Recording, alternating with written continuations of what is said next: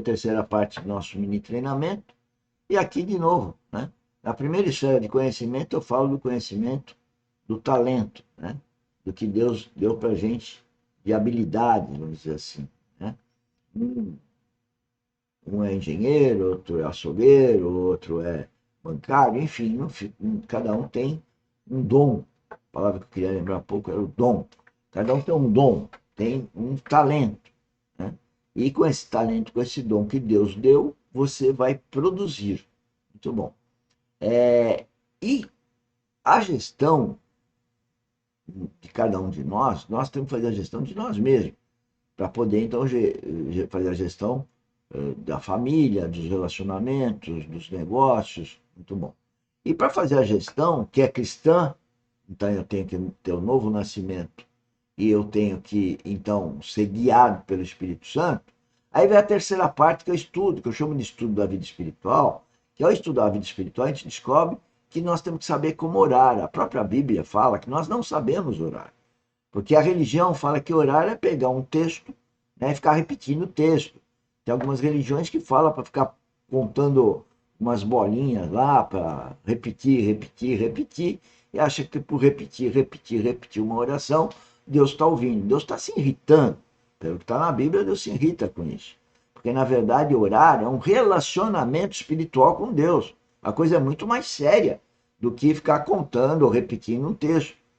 É ter um relacionamento. E é isso que nós aqui da academia estamos fazendo, que é relacionamento. A academia está treinando a vida espiritual, está treinando a oração, está treinando o relacionamento. Mas como eu não sou profundo conhecedor da Bíblia, eu sempre trago os preletores para, através de vídeos, poder estudar junto com vocês. Assim são as nossas lives, todas elas em número de 5 lives por semana, né? Fora todo dia de manhã, que são esses mini treinamentos, e às 16 horas o nosso mini aula de terraplanagem, que é para atingir muitas pessoas que mexem com terraplanagem, ou seja, escavações e aterros e obras correlatas, muro de arrimo, fundações, erosão, enfim, barragens, né, problemas congênitos à terraplanagem.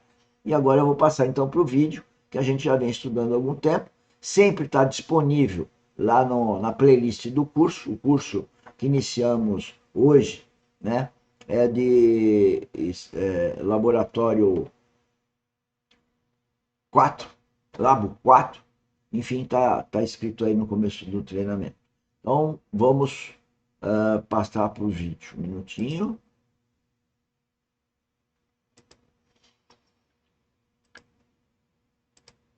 Para que vocês discernam as coisas que diferem. Isso é o que o texto quer dizer. Então, é uma oração por discernimento espiritual. Então, que vocês cresçam em conhecimento. Tá vendo? Oração para discernimento espiritual. Cresçam em sensibilidade para que possam discernir coisa com coisa. Discernir coisas que diferem. Aqui, aprovardes as coisas excelentes. Então, esse aqui tem esse lugar e esse valor, esse aqui já tem esse lugar e esse valor, e esse outro esse lugar e esse valor. Discernimento espiritual. Quanto nós também somos dificultosos assim, né? Colocamos no centro que tem que estar na periferia, colocamos acima que tem que estar abaixo, né? Por falta de uma clareza maior no que concerne, então, as coisas do Senhor. Essa é a oração de Paulo. Então, seguindo o verso 10, aprovardes as coisas excelentes e serdes sinceros e inculpáveis para o dia de Cristo. Cheios do fruto de justiça, o qual é mediante Jesus Cristo para a glória e louvor de Deus. Então, está aí esta oração de Paulo dentro do capítulo 1, que tem o foco Cristo é nosso viver. Agora, irmãos, como já falamos ainda um pouco sobre esse versículo 21 do capítulo 1, para mim o viver é Cristo,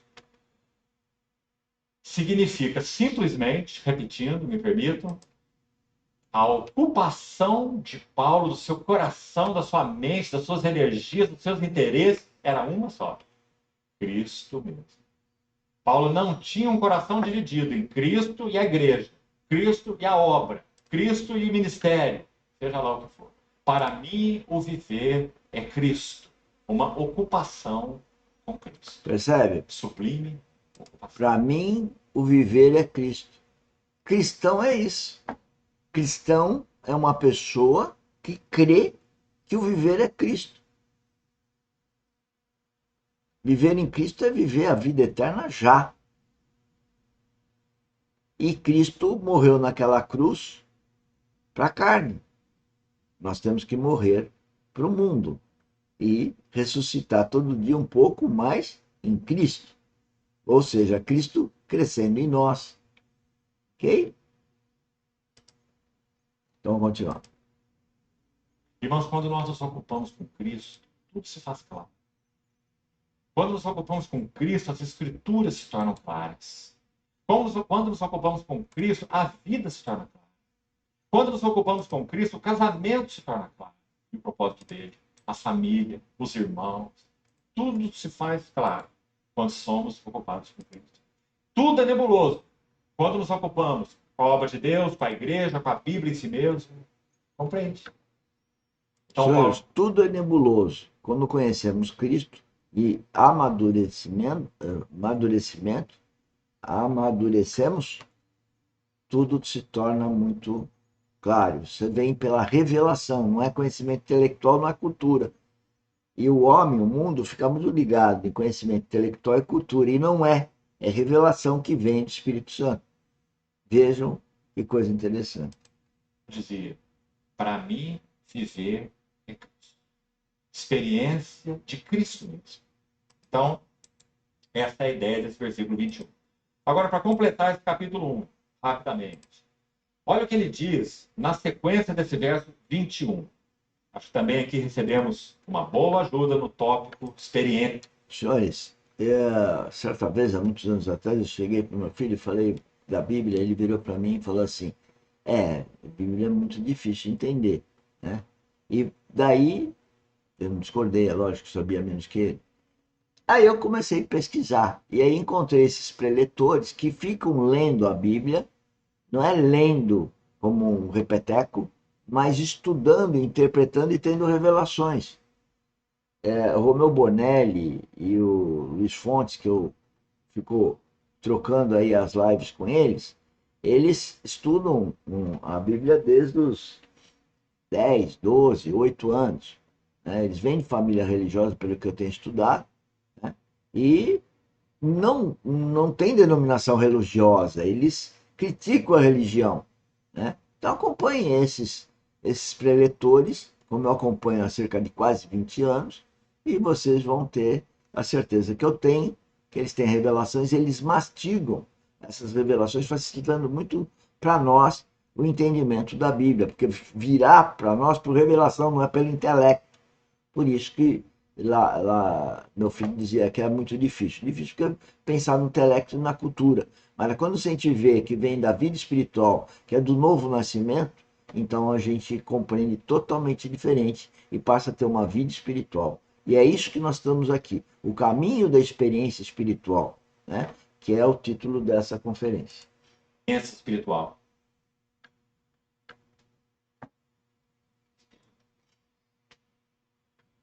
Verso 22. Entretanto, para mim viver é Cristo e morrer é lucro. Ele diz que morrer é lucro por causa do verso 23, parte final. Tá vendo? Morrer é lucro. Isso foi dito pelo apóstolo Paulo. Ele está lendo a Bíblia. Você sabia disso?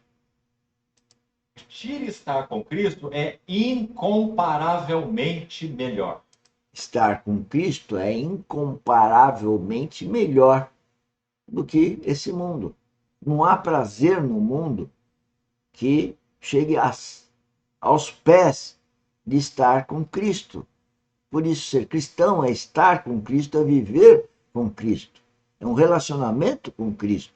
Daí a academia quer treinar a vida espiritual. Então, por isso, morrer é lucro, certo? Mas então, quando ele coloca para mim viver é Cristo e morrer é lucro, ele tem um entretanto. Porque ele está dizendo, quanto a mim, eu estou muito claro.